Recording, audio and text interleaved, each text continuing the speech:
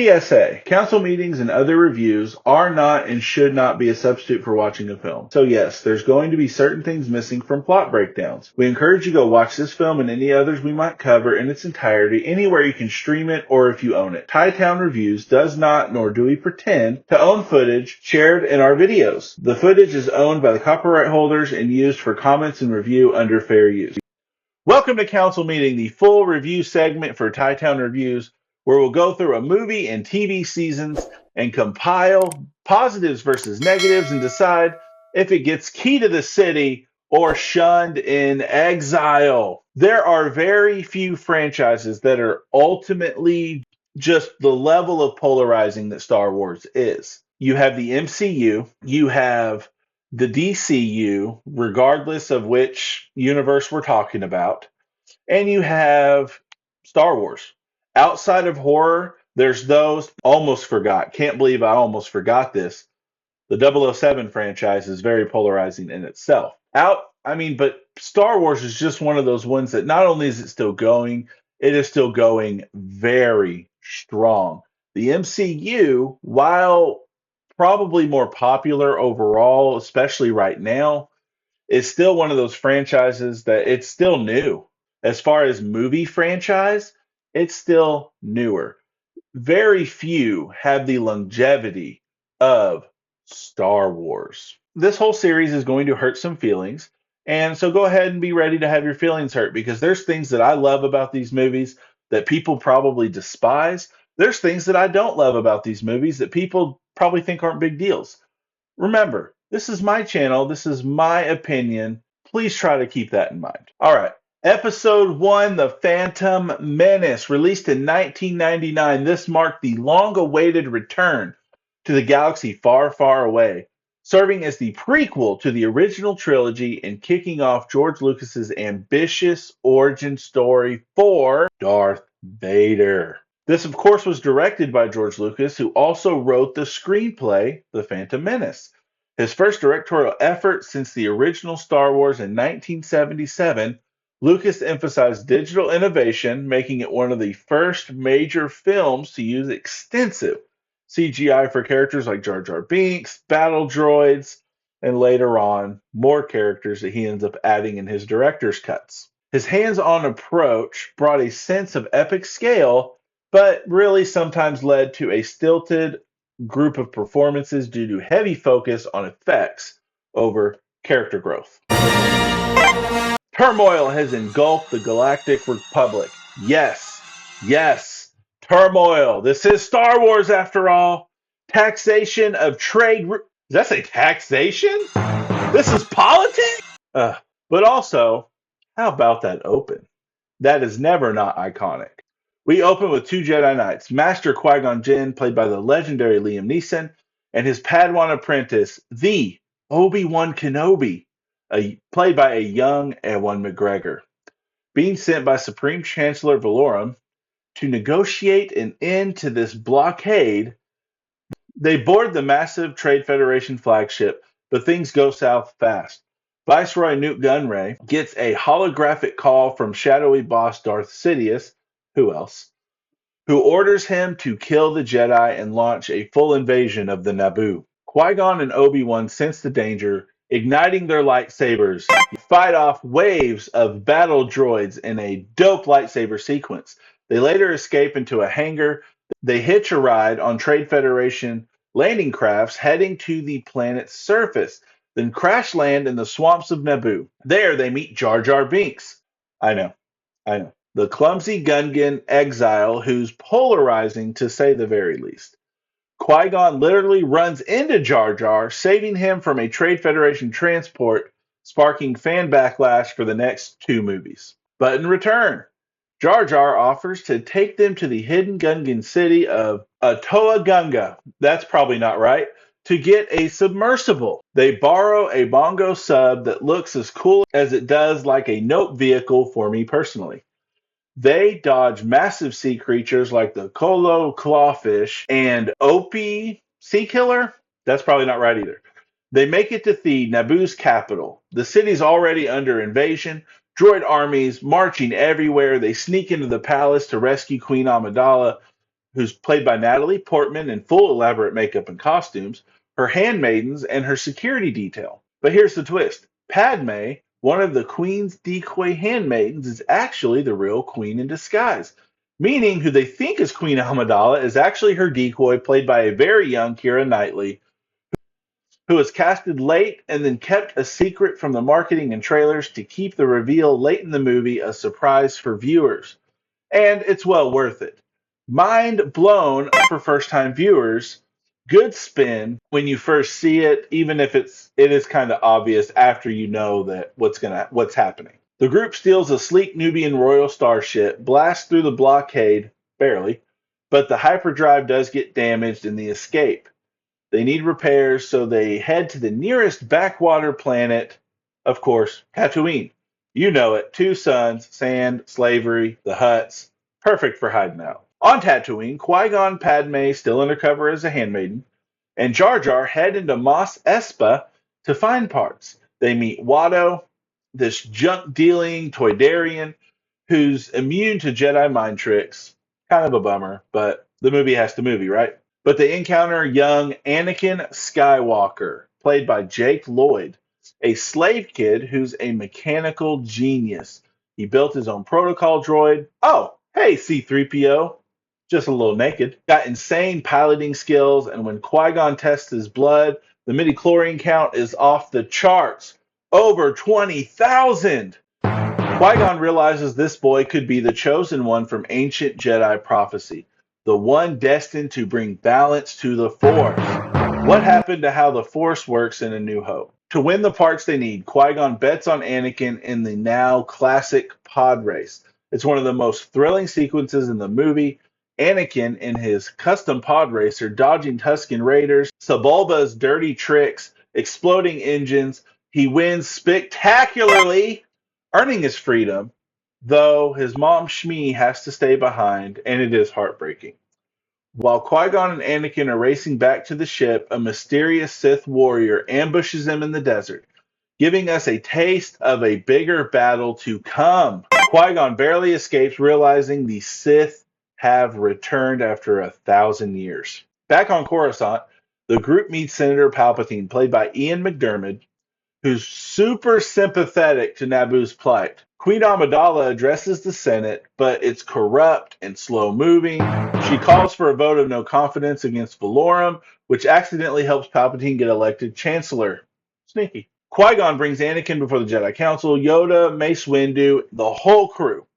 They sense fear in the boy, refuse to train him because he's too old, and has those attachments, and attachments are dangerous. Qui-Gon defies them, insisting on it. The heroes head back to Naboo to liberate the planet. The plan is for Queen Amidala to rally the Gungans for a divisionary battle against the droid army in the plains, while her team infiltrates the palace to capture the Viceroy. Meanwhile, the Jedi confront the mysterious Sith again, giving us a full look into Darth Maul, played expertly by Ray Park. This climax is a legendary multi-threaded action sequence. Gungan droid battle, Boss Nas, and the Gungans versus thousands of battle droids, explosions, energy shields, total chaos. Then you have a space battle where Anakin accidentally gets in a Naboo starfighter to hide and ends up in space with the rest of the star pilots and helps destroy the control ship from the inside. I'm sorry. 0% chance. 0% chance he would do this well in space as a child. He's never flown a real ship. I know it speaks to him being the chosen one. I get it. But it's like, come on, you know? But that battle does evoke such beautiful memories and nostalgia berries of the space battles of the original trilogy. The lightsaber duel, Qui-Gon, Obi-Wan, and Darth Maul in the Palace Generator Complex. Duel of the Fates starts blaring, and let me tell you what, it is a duel of the fates for sure. It's acrobatic, intense. Maul kills Qui-Gon after separating him from Obi-Wan. Obi-Wan, fueled by grief, defeats Maul, sends him tumbling down a shaft. Tapped into the dark side? I don't think so, but he is fueled by anger. It's not the same thing. See, I believe Qui-Gon trained Obi-Wan to harness his emotions and use them to fuel his ability without falling so far into what would be dabbling into the dark side. Whereas it's different. I think it's different, and I think that's for later. With the control ship gone, the droids shut down. Naboo is free. Celebration time. Gungans and Naboo unite. Fireworks. The works. But the movie ends on a bittersweet note. Qui-Gon's funeral pyre. Obi-Wan promising to train Anakin despite the Council's hesitation. Yoda warns Mace Windu that the Sith always come in twos, meaning there's still a master out there. We cut to Palpatine smiling ominously. The Phantom Menace is just getting started. I want to get into the score a little bit. Composed by legendary John Williams, the score for The Phantom Menace is one of its strongest elements, blending familiar motifs from the original trilogy with fresh operatic themes. Williams' work earned an Academy Award nomination for Best Original Score, featuring sweeping orchestral pieces that elevate the action and emotion. Key tracks include the triumphant Anakin's theme, which subtly weaves in hints of Imperial March to foreshadow his destiny, and the choral intensity of the Duel of Fates. More on that in just a few seconds. Overall, the score is a masterpiece that often outshines some of the on screen drama, reminding us why Williams is synonymous with cinematic magic. I want to get into the importance of Duel of the Fates. This is something that will be tied up in episode 3 and then completely tied up in episode 6. So let's get into Duel of the Fates. The climactic Duel of the Fates, not the song, that's phenomenal. But let's get into the lightsaber battle between Qui-Gon Jinn, Obi-Wan Kenobi, and Darth Maul. It's more than just a visually spectacular fight. It's symbolically the battle for Anakin Skywalker's soul. Accompanied by John Williams' haunting choral track of the same name, the duel represents a crossroads in the Force. Darth Maul, the first Sith revealed in a millennium, embodies the raw aggression, while Qui-Gon and Obi-Wan fight for the Jedi's future. The outcome seals Anakin's path. His death means Obi-Wan, still an apprentice himself, will take on Anakin's training, fulfilling his master's dying wish. This is crucial because Qui-Gon was an unconventional Jedi, more attuned to the living Force, focusing on the present and intuition than the Council's rigid doctrines. Had Qui-Gon lived and trained Anakin, things could have unfolded differently. Qui-Gon's empathy for Anakin's fears and attachment stemming from his own rebellious streak might have provided a more nurturing mentorship, addressing Anakin's emotional vulnerabilities, like his fear of loss, that Obi-Wan, bound by tradition, struggled to handle. Obi-Wan trained Anakin as a brother figure, but Qui-Gon could have been the fatherly guide Anakin actually needed. And that would have potentially steered him away from Palpatine's influence and prevented his fall to the dark side.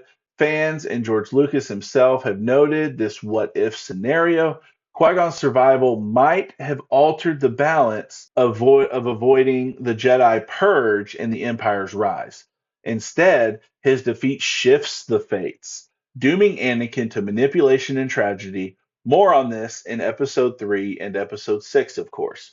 It's a masterful pivot that makes the duel not just action, but an emotional saga core moment. In conclusion, while it dazzled with groundbreaking visual effects and introduced iconic elements to the franchise, it also faced criticism for wooden dialogue, pacing issues, over-reliance on CGI, sacrifices some potentially beautiful shots to have clean CGI shots instead.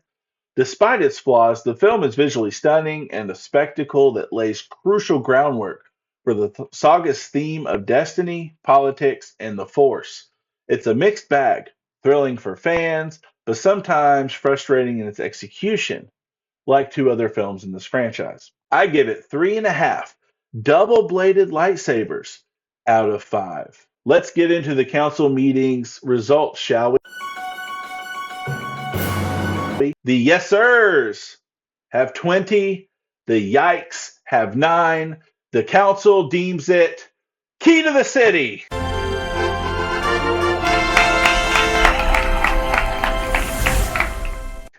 Thank you all for watching. Please subscribe if you haven't, and put in the comments all your favorite and disliked moments of the Phantom Menace. Do you have a favorite lightsaber type? Do you have a favorite lightsaber color? Did you take the quiz that told you what lightsaber color you would have? Put it all in the comments.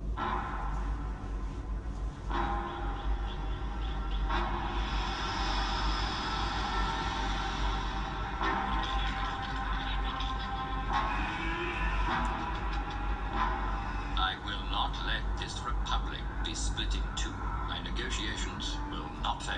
If they do, there aren't enough Jedi to protect the Republic. We're keepers of the peace, not soldiers. You know I don't like it when you do that. Sorry, Master. I forgot you don't like flying. Well, you've lost it. If you'll excuse me. I hate it when he does that. Anakin, don't do anything without first consulting either myself or the Council. You don't need guidance, Anakin. I see you becoming the greatest of all Jedi. The boy has exceptional skills. His abilities have made him arrogant. Excuse me. I'm in charge of security here, milady.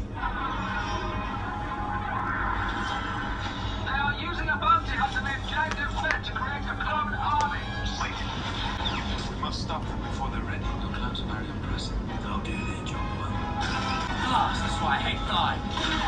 The Senate must vote the Chancellor emergency powers. As my first act, I will create a grand army of the Republic to counter the increasing threats of the Separatists. Has been a full-scale war since the formation of the Republic. You must join me, Obi-Wan. Together, we'll destroy the Sith. The dark side clouds everything. In grave danger you are.